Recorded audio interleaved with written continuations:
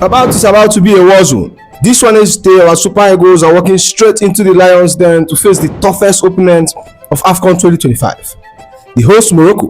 But don't panic. In this video, I'm breaking down the exact master plan we will use to silence the 50,000 Moroccans, as well as the solution to the absence of Ndidi. But before we dive into this gargantuan preview, if you are new here, welcome to the channel. Or if you have been following me for a while, you know the drills. Help your boy get to that 10K subscriber mark. Let's dive into it. Alright guys, take a deep breath, just once, because come Wednesday, we aren't going to have any oxygen left in our lungs. We are at the absolute zenith of AFCON 2025, and Rabat is about to become the center of the universe. We are heading into the Prince Moulay Abdellah Stadium, and let's be real, this isn't just the semi-final, this is the Premature Final. We have got the Atlas Lion of Morocco versus our Super Eagles. It's the host nation versus the highest goal scorers. It's an unstoppable force, hitting an immovable object. And honestly, I'm physically shaking thinking about it. And you look at the timing, the defending champions Ivory Coast gone. Egypt set them packing in the quarterfinal. That felt like a movie. And that means the throne is empty. And the pathway to history is wide open. And the weight of this game, it's heavy. It's national holiday if we win heavy. But now let's talk about us. We didn't walk into this tournament. We burst through the door with something to prove. We have been through it. That's heartbreaking final loss last time, missing out on the 2026 World Cup. The pressure on this golden generation was reaching the boiling point. We needed a hero, and we got Eric Chell. Eric Chell didn't come here to play draw and pray football. He gave us a high-octane and offensive flare-wave thrower. We are officially the highest scoring team in the entire tournament, 14 goals in 5 matches. A +10 goal difference. We aren't just winning, we are overwhelming teams, like we are playing FIFA on semi-pro, while everyone is struggling on legendary. We have got the fire, we have got the goals, and most importantly, we have got the momentum. But we are playing the host, and that is a whole different beast. But now let's look at the trail of destruction we have left behind, because honestly, it's been sensational. Our group C run wasn't just good, it was clinical masterclass. Finished the group with a perfect record, and this is only the 4th time in our entire AFCON history that we have gone 3 for 3 in the group.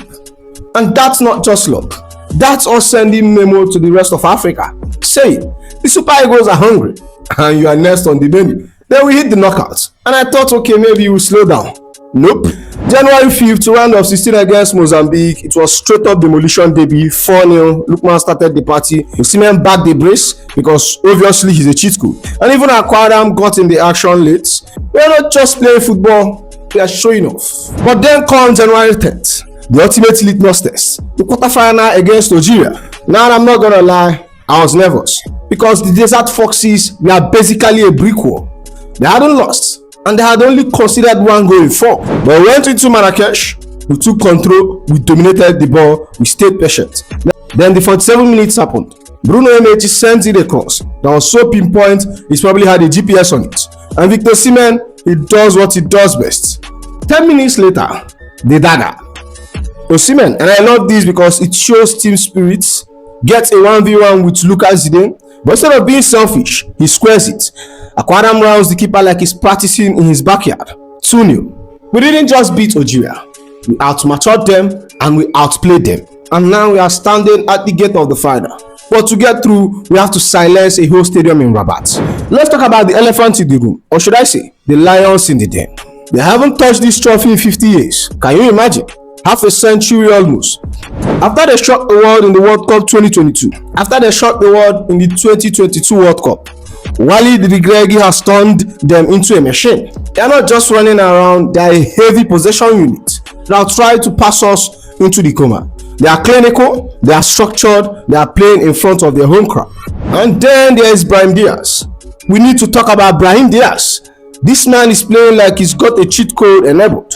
He started Group A by bullying Comoros, then saved them with a penalty against Mali, capped it off by helping destroy Zimbabwe 3-0. He's the reason they are here, even when they faced a stubborn Tanzania, a side that refused to move. But Brahim went there, don't worry, I've got this, slotting the winner in the 64th minute. He's a danger man, period. But the real statements, their quarterfinal, Morocco versus Cameroon. Now, historically, they have never beaten the indomitable lion in AFCON. Never. 3 trials, 0 win. The psychological waves was huge, but at Prince Moulay Abdellah Stadium was a conundrum of noise. The Atlas Lion finally broke the curse. And who else but Brahim Diaz? He scored in the 24th minute, making him the second player in AFCON to score in 5 straight matches. This guy is literally chasing history. So here is a reality check for us. We have got the best offense, they have got the momentum, and a guy that literally can't stop scoring. They just broke their Cameroon course. Now they think they can break us. It's the high octane Super Eagles versus the disciplined, clinical Atlas Lion. It's not just a game, it's a war of philosophies. Now, before we kick a ball in Rabat, we have to talk about the history, because this rivalry is not just 2026 rivalry. This is deep-rooted, this is generational. This is the kind of beef your uncle still talk about at the dinner table. We have faced Morocco 12 times at senior level. And let's be honest with ourselves, the record is tight. They have got 6 wins, we have got 4. We have shared the point twice. It's basically been a 50 years of anything you can do, I can do better. Check the tapes. 1976, the only time Morocco ever won the trophy. How did they do it? They beat us twice in that tournament. But then 1980, we got our revenge in the semi-final in Ibadan. Felix Awolabi scored that legendary 90-minute goal. We sent the Atlas Lion home and we went to lift our first ever title. So history says if we beat them in the semis, the trophy is basically ours. Fast forward to the year 2000, Lagos was rocking. Finidi George and Julius, yes, the backflip king himself, scored to give us a 2-0 win. But then 2004, Yusuf Hajidi broke our hearts with a late winner in Tunisia. Since then, on the A-list AFCON stage, silence for 22 years. We haven't met in this tournament. We have been 2 ships passing in the night, waiting for the right moment to clash. And what better moments than a semi-final where they are the hosts and we are the highest goal scorers in the land. The stats says we have a slight edge, but the history book says it's been a war of narrow margins. But we haven't played them in 2 decades. This golden generation doesn't give a fuck about 1976. So Nigerians, let me ask you, are we going to allow history repeat itself?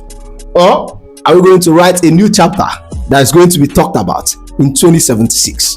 But moving on, let's talk about the environment. Wednesday 9 p.m. Rabat, the Prince Moulay Abdellah Stadium.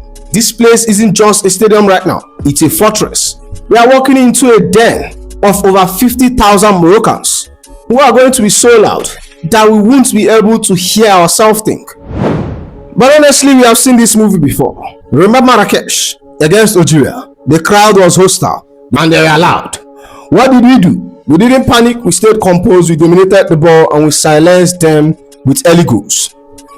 If we can do that in Rabat, we don't just win the game, we take the oxygen out of an entire country. But this game is going to be won and lost in details. First off, the transition chaos.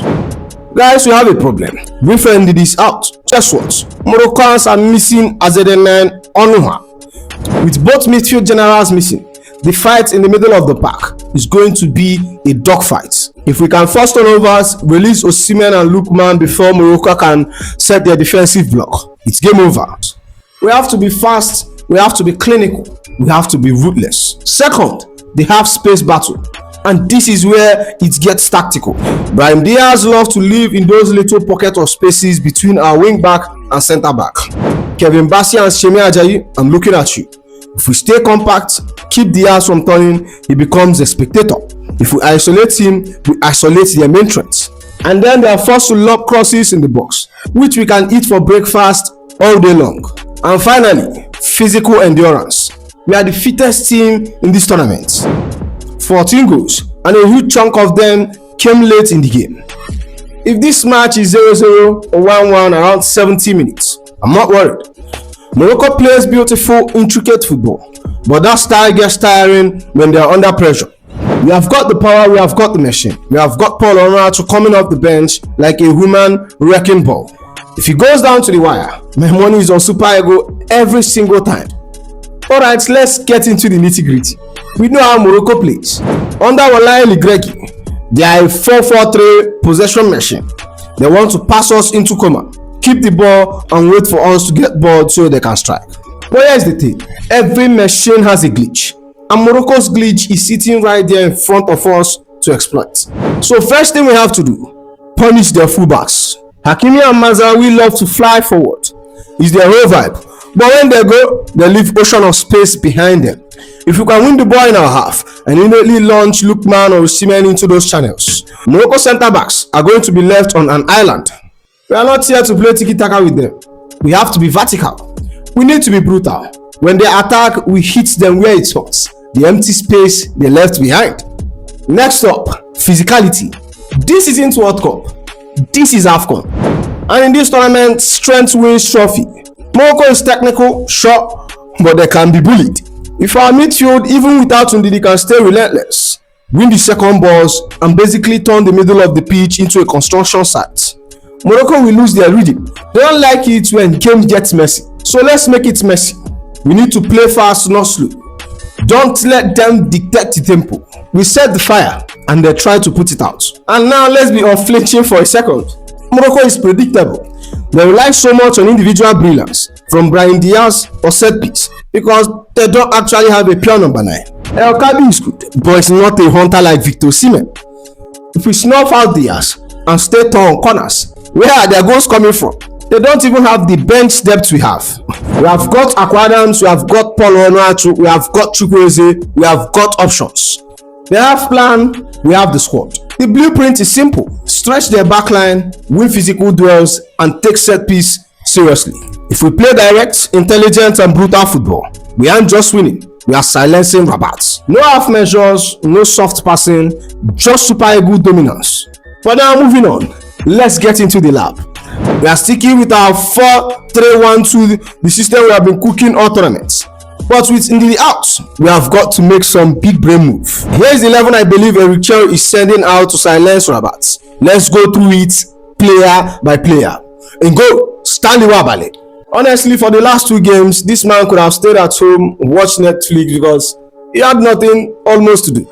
But his presence, massive. You need that calm energy when 50,000 are screaming at you. At right back, Bright Osai Samuel. He was a revelation against Nigeria, and I'm expecting that same not my watch energy. In the heart of the defense, you have got the walls, Shemi Ajayi and Kevin Bassi. On the left, Bruno Emechi. His form has been solid rock, just pure consistency.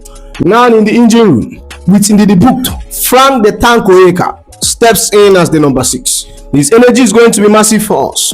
To his right, a personal favorite, Rafael Onyedika. The man is a unicorn. He's an absolute beast defensively, but we know he can offer a lot offensively. Never forget that group stage brace. On the left of the tray is Alex Iwobi, my player of the tournament. He has been absolute outstanding, pulling the strings and keeping us ticking. He's the heart of this team right now. Then we have Ademola Lookman as the 10. We are giving him the freelance rule. He has the freedom to go past defenders and to be our most lethal threat. If Morocco loses track of him for 1 second, it's light out. And up top is the Twin Towers, Victor Osimhen and Akor. Osimhen is going to occupy those centre backs, bullying them all night, while Akor just terrifies them with his movements. These two together, they are going to make that Morocco defense wobble like a plate of jelly. Final verdict: it's going to be war and it's going to be loud. We have the goals and we have the fitness. I'm going with a 2-1 Nigerian win. We're heading into the final, guys. I can feel it. So what do you think? Does this 11 get the job done, or should we swap someone out? Drop your scoreline prediction in the comments. I'm replying everyone. And don't forget to like the video and subscribe if you believe Nigeria is bringing it to. Go be.